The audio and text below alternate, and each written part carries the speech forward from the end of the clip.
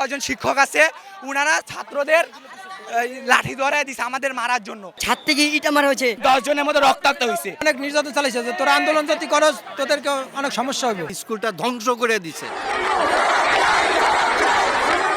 অধ্যক্ষের পদত্যাগের দাবিতে শিক্ষার্থীদের এক পক্ষ বিক্ষোভ করলে তা প্রতিহত করতে আসে আরেক পক্ষ।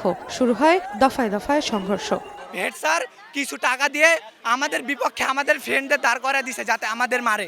আমরা শহীদ মিনারের সামনে দাঁড়াচ্ছিলাম, তখন কলেজ ভবনের ছাত্ররা এসে আমাদেরকে অযথা মারছে। আমাদের ভাইদের মাথায় কেন রক্ত, আমরা জবাব চাই। সোমবার সকালে Mirpur Bangla school and college প্রাঙ্গণের এই সংঘর্ষে আহত হন বেশ কয়েকজন। তাদের অভিযোগ, অধ্যক্ষ মোস্তফা কামাল খোসনবিশ তার পক্ষের লোকদের দিয়ে এই হামলা চালিয়েছেন। ফুলের টপ থেকে শুরু করে ইট থেকে যারা পাশে ওরা কাম আছে। ওরা কিভাবে নির্যাতন করে, কিভাবে ওরা ইট মারে এই ছোট ভাইয়ের উপরে দেখেন। কয়েক ঘন্টা ধরে সংঘর্ষ চলার পর ঘটনাস্থলে আসে সেনাবাহিনী। পরে তাদের সঙ্গে আলোচনায় বসেন স্কুল কর্তৃপক্ষ, ছাত্রদের সমন্বয়ক, থানা শিক্ষা কর্মকর্তা ও পল্লবী থানার ওসি।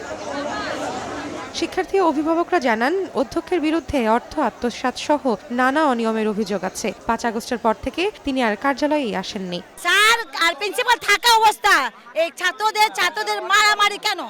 এটা তো উস্কাই দেওয়া হয়েছে। প্রিন্সিপালের বাদ দেন, প্রিন্সিপালের চাচা আর প্রিন্সিপাল এটা হইছে একটা ঘুষখোর। ভবন নির্মাণ থেকে শুরু করে প্রত্যেকটা জায়গায় তার দুর্নীতি আছে। অবৈধভাবে উনি নিয়োগ বাণিজ্য করে উনি 2-3টা ফ্ল্যাট কিনছে, বাড়ি করছে, তারপর উনি গাড়ি করছে। বিক্ষোভকারী শিক্ষার্থীরা বলছেন, অধ্যক্ষ পদত্যাগ না করা পর্যন্ত তারা কর্মসূচি চালিয়ে যাবেন।